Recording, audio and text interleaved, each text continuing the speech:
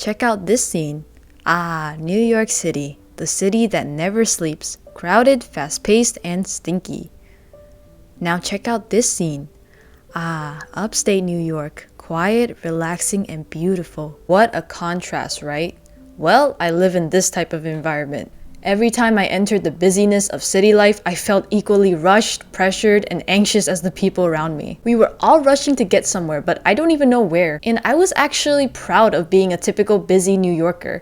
I felt a sense of belonging and accomplishment at being able to rush with the crowds together. But after several of nature getaways, my feelings have changed. I actually hate the busyness of city life now, and I love the peace and quiet of nature. If it weren't for my school and family, I'd probably be a productive farmer now. Vlog from the countryside. So exactly how do I slow down and find sanity in this busy city life? Here's what's been helping me.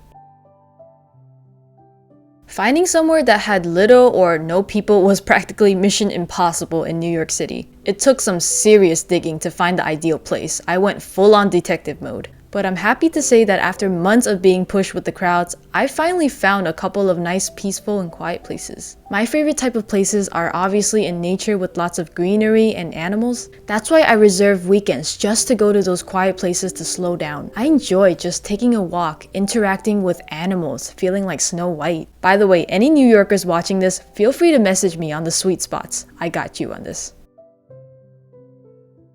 If you've seen most Hollywood movies that depict New York City traffic, it's accurate.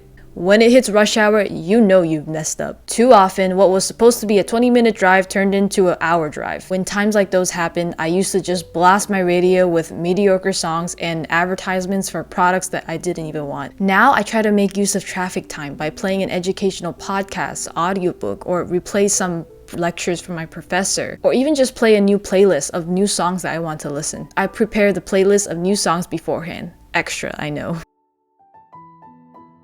You would think that living in New York City would be all glamorous, that we'd be living like rock stars in luxury homes, but nope. Everything here is overvalued and overpriced. New York City in a nutshell. Still, I actually like my place. Even though it's small, I found a way to make certain areas and sections for my home to reserve for certain activities. For example, I have one section of my home that's meant for just creation stuff, such as writing or editing videos. Meanwhile, the other section of my home is reserved for inspiration, like watching a video or researching. And finally, my bedroom is reserved for only relaxing activities. Never ever do I allow myself to bring any work or even think about work as soon as I step into the bedroom, because what happens in workspace stays in workspace. So whether you live in a small apartment or a big house, I highly suggest for you to reserve an area solely for a certain activity. I really love nature getaways, especially road trips. I can't think of a more perfect way to slow down than to just sit in the car, stare at the window, and appreciate the scenery outside. Also pretend I'm in a music video. Planning a getaway also builds up the anticipation along the way. Knowing that I have a trip planned for the future keeps me more productive at the present moment. It gives me something to look forward to instead of feeling like Groundhog Day or Quarantine 2020. That was a different type of suffering. Not to mention, every time I go on a getaway, I come back feeling 10 times more productive and clear-headed.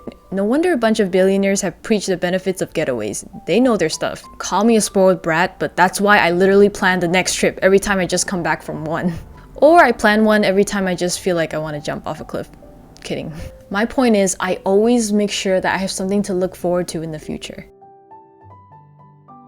If a getaway is way too over the budget, then just consider time blocking to slow down. In fact, I think we need to make slowing down a habit. For me, this is during my lunch break when I take a walk outside. And also after I shut down my work. During my shutdown time, I play the guitar, dance terribly, and then do some reading. Seeing those activities on my calendar remind me that I must do it. This means prioritizing me time. It's not selfish, it's necessary. This video really wasn't meant to roast and rant about New York City. There's still a lot of things I love about the city. That's why I'm wearing this shirt here, if you can see it. New York City.